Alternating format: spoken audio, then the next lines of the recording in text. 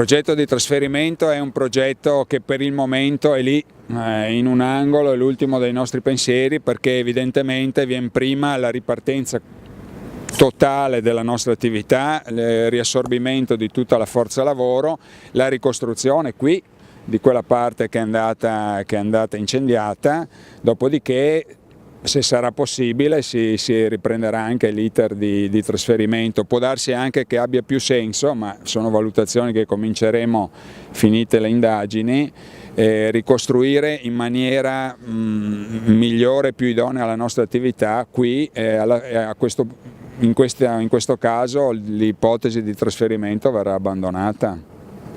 Quindi diciamo oggi è lontana dai nostri pensieri, le priorità sono altre.